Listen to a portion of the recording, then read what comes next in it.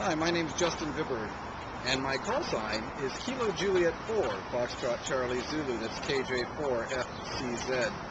And we're going to talk about amateur radio today.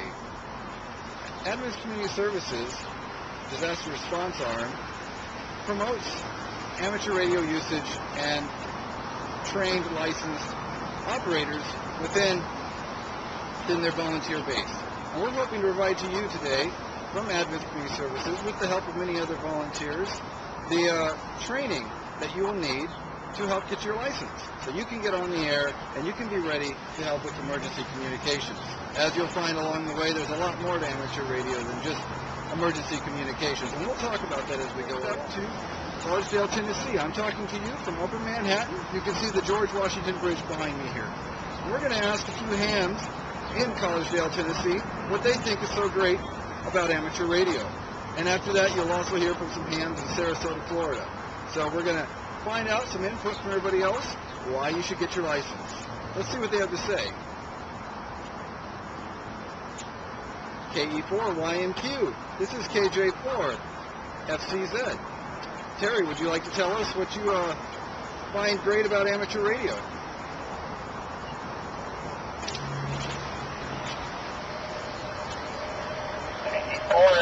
This is KE4YMQ.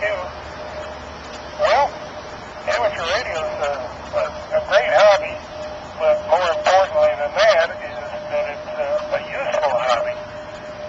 I'm a disaster response coordinator, and as all of us know that are in that field, you can't get anything done without communication. And often after a storm, there is no communication other than amateur radio. And so that's the reason I got into it.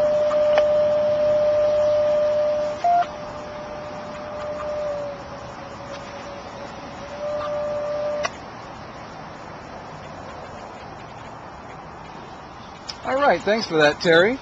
How about KA6UHV? Paul, would you like to tell us any comments you have about amateur radio?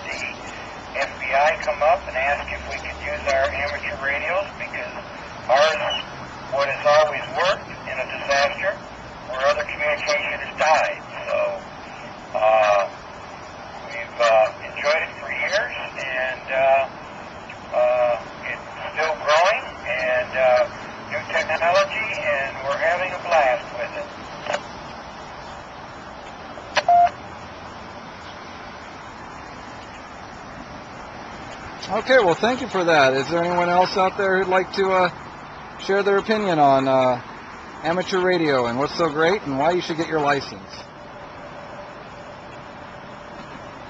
Okay, hi Justin. Good to hear from you. I got started, well, I was small. My dad used to listen to amateur radio a lot, and it just was always a fascination with the Morse code and long-distance communications. And when I got older, I was single for several years, and my dad had always said that ham operators they're self-policing.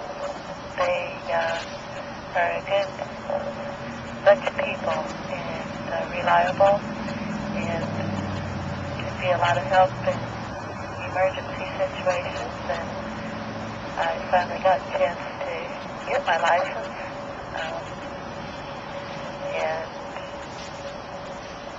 have moved to this area and got a lot more involved in it, and became involved with the disaster response end of it. Really enjoy it. AC4BF. As you can see, there's lots of great reasons to get into ham radio. It's a great hobby, and it's a hobby that you can use.